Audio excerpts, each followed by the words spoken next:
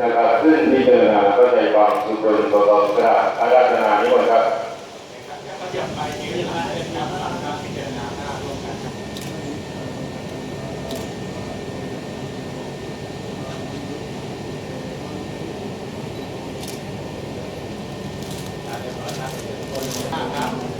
หัวใจหน้าลงข้างหน้าเลยได้ครับลงไปยืนรอเขาก็ได้ข้างหน้าเลยลงเลยลงไปข้างล่างเลยครับลงไปข้างล่างเลยเดี๋ยวฟังภาพร่วมกันก่อนครับทุกคนลงขึ้นครับ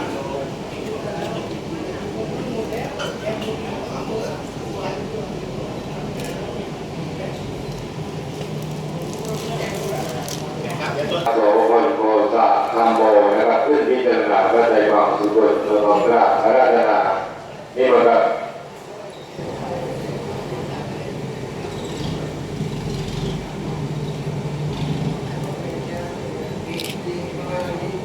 วัฏสังขาราอุปาทวยะสัมมิโนอุปจิตวานิรุตติเตสังโฆมัตโมทุโขขึ้นพิจารณาพระใจความสุขตัวตนกระอาราธนานี่มันครับ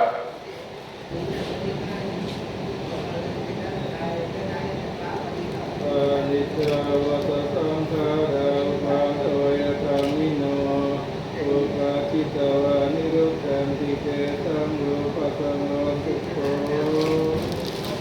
อาราธนานี่มันครับ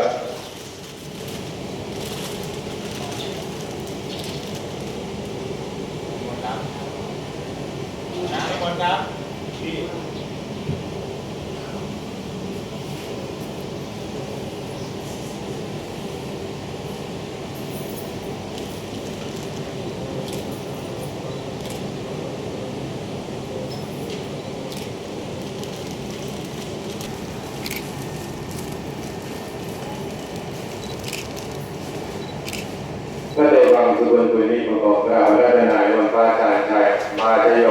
ขึ้นพิจารณาพระเดชวังสุวรรณประกอบกล่าวราชนานี่มันครับ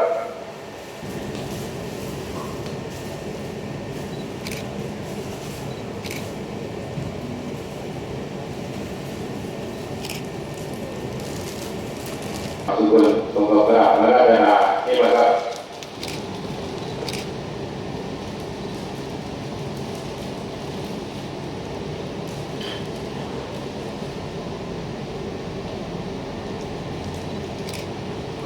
นิจจวัตสังขาราอุปาทวยะสัมมิโนอุปจิตวานิรุตติเตสังโฆมัตโมทุโขพระเดชวังสุวรรณปุริประกอบกล่าวราชนานี่มันมาประเทศอ่อนต่อรัชโลนะครับขึ้นพิจารณาพระเดชวังสุวรรณประกอบกล่าวราชนานี่มันครับยกขึ้นเลยครับยกขึ้นถือยกมาอะไรครับไม่ใช่ยกมาอะไรขยับมาใกล้ๆครับขาระหว่างรถถังมากครับ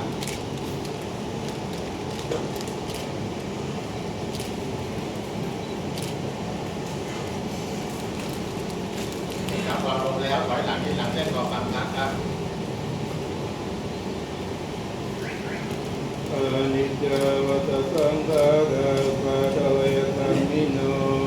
อุปาทิตวานิรุตตันติเตพระเดชวังสุวรรณปุริต่อไปนั่นจะว่าให้เกี่ยวกับสุวรรณประกอบกล่าวราชนานี่มันครับ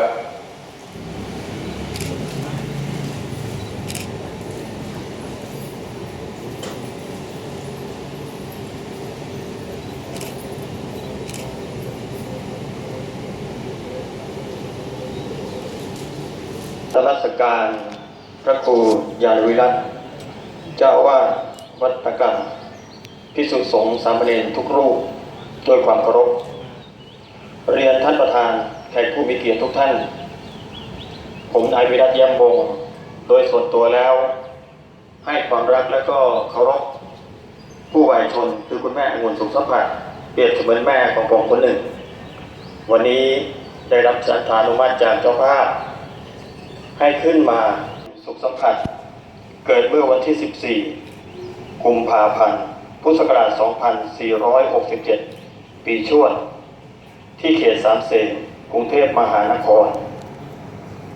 เมื่อถึงวัยครองเรือนได้สมรสกับคุณพ่อสุวรรณสุขสัมผัสมีบุตรธิดารวม 4 คน 1. คุณนิวัฒน์สุขสัมผัส 2. คุณสุนิสาสุขสัมผัส 3. ร้อยตำรวจตรีธวัชชัยสุขสัมผัส และ 4. คุณพงศกรสุขสัมผัส คุณแม่องุ่นสุขสัมผัสเป็นคนดีมีน้ำใจเอื้ออาทรชอบช่วยเหลือเพื่อนบ้านและสังคมจึงเป็นที่รักใคร่ของทุกๆคนที่ได้สัมผัสคุณแม่องุ่นคุณแม่องุ่นได้อุดมลูกๆให้เป็นคนดีมีการศึกษาและสามารถอยู่ได้ในสังคมคุณแม่องุ่นเป็นคนดีมีอัธยาศัยสนุก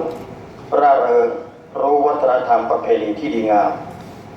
ฉะนั้นไม่ว่าคุณแม่องุ่นสุขสัมผัสจะถูกเชื้อเชิญไปงานใดๆไม่ว่าจะเป็นงานแต่งงานบวชทำบุญบ้านและงานอื่นๆคุณแม่องุ่นจะสร้างความประทับใจให้กับเจ้าของงานทุกๆงานเสมอปกติคุณแม่องุ่นมีสุขภาพแข็งแรงจิตใจดีงามไม่มีโรคประจำตัวแต่ด้วยกฎธรรมชาติการเกิดแก่เจ็บและตายอันเป็นธรรมดาของสัตว์โลกทั้งหลายและด้วยอายุของคุณแม่ที่มากขึ้นเมื่อเดือนกันยายนพุทธศักราช 2556 คุณแม่องุ่นได้ล้มป่วยลูกๆจึงพาไปพบแพทย์ตรวจพบว่าคุณแม่องุ่นเส้นเลือดตีบในสมองต้องทำการผ่าตัดโดยด่วนและได้รับการรักษาเยียวยาโดยการผ่าตัดที่โรงพยาบาลสิริธรจนอาการดีขึ้นแพทย์จึงให้กลับไปพักฟื้นที่บ้านคุณแม่องุ่นนอนป่วยอยู่2 ปีกว่าโดยได้รับการดูแลจากลูกและหลานเป็นอย่างดีจนเมื่อวันที่ 21 พฤศจิกายน พุทธศักราช 2558 คุณแม่องุ่นมีอาการทรุดลงลูกๆจึงพาส่งโรงพยาบาลสิริธรอาการของคุณแม่มีแต่ทรงกับทรุดวาระสุดท้ายของคุณแม่องุ่นสุขสัมผัสเมื่อวันศุกร์ที่ 4 ธันวาคม พุทธศักราช 2558 เวลา 15.45 น.คุณแม่องุ่นก็จากทุกคนไปด้วยอาการสงบคงทิ้งไว้แต่ความโศกเศร้าอะไรให้กับลูกหลานและญาติมิตรสิริอายุ 91 ปี 9 เดือน 10 วันด้วยบุญกุศลความดีที่แม่องุ่นสร้างไว้ตอนที่มีชีวิตอยู่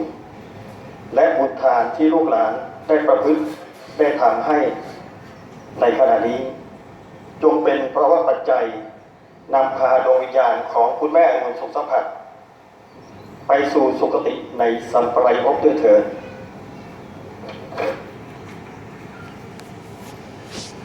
อาลัยรักคุณแม่องุ่นสุขสัมผัสรักคุณแม่เหนือกว่ามหาสมุทรไม่เคยหยุดดูแลและแก้ไขแม่รู้ถูกรู้ผิดคิดอภัยสอนลูกให้เป็นคนดีมีวิชาหลาย10 ปีร่วมสุขทุกข์มีบ้างหลาย10 อย่างแม่อำนวยช่วยค้นหาหลายร้อยพันหมื่นแสนแทนวาจาแม่นำพาความสุข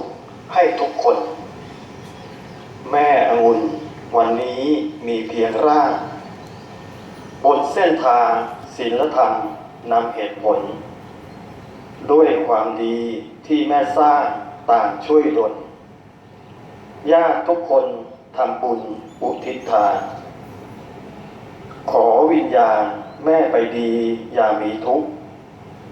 พบแต่สุขทุกถิ่นทิศสถานทุกคนคิดถึงแม่นานแสนนานขอพบพานเกิดเป็นลูก